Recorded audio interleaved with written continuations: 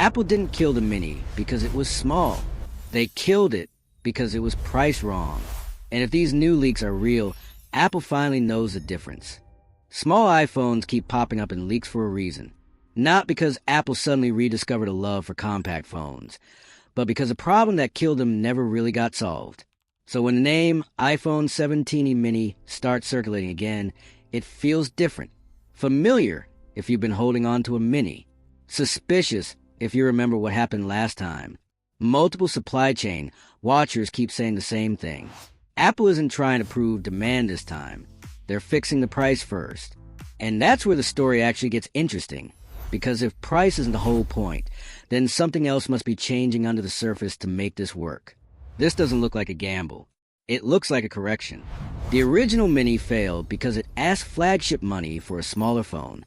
That mistake doesn't repeat here. Leaks consistently point to a starting price around $600, lining it up with Apple's entry tier, instead of pushing into premium territory. That single move removes the biggest reason people hesitated. This isn't Apple testing whether people want small phones. It's Apple admitting they priced them wrong. Once that barrier drops, the rest of the lineup starts to make sense.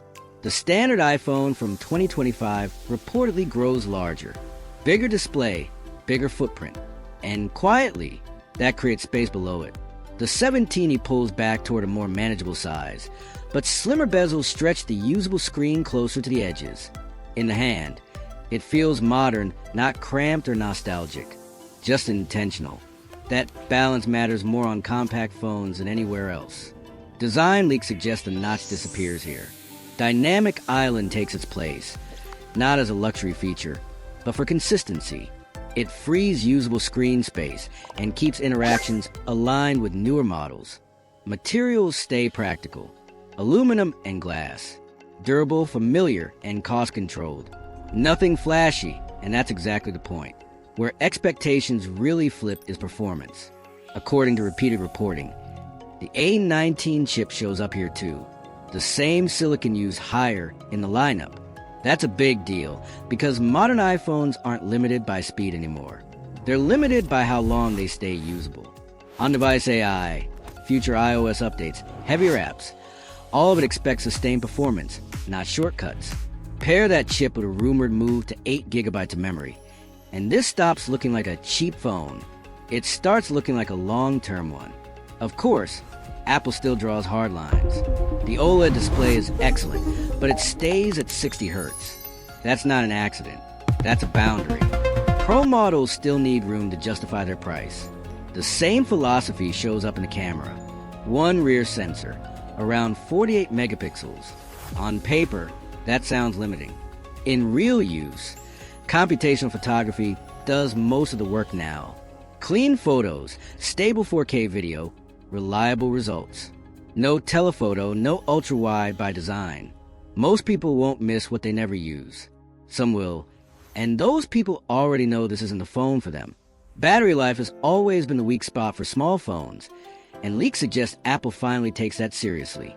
A larger-than-expected battery for the size, paired with efficiency gains from the A19 and a newer in-house modem, aims for something simple, all-day reliability, not record-breaking endurance. Just trust, fast charging, and MagSafe return without adding bulk. And those small conveniences matter more than raw numbers on a compact device. This is where the comment sections always split. Everyone says they want compact phones, until the compromises show up. But there's a group of users who just want one-hand comfort, without giving up years of usability. That's who this seems built for. People upgrading from iPhone 12s and 13s. Parents choosing first phones. Users tired of juggling oversized slabs just to check messages. Not spec chasers. Not camera maximalists. Just people who want a phone that fits, physically and practically. The timing feels deliberate too. Production reportedly ramps after CES 2026, pointing to a February launch. It avoids flagship noise and lets a device stand on its own. It also lands right as many users hit the 5-year upgrade wall. Batteries weaken. Software gets heavier. Patience runs out. This is a nostalgic throwback. It's a modern compact phone built with discipline. Power without bulk. longevity without excess. After years of phones growing larger by default, this feels like a reset. Smaller devices come back not as experiments, but as deliberate answers to how people actually use their phones. One-hand typing feels natural again. Pockets make sense again. Comfort becomes the upgrade. So the real question is simple. If these leaks hold, is this finally the compact iPhone worth waiting for? Or do the compromises still kill it for you? Comments are open.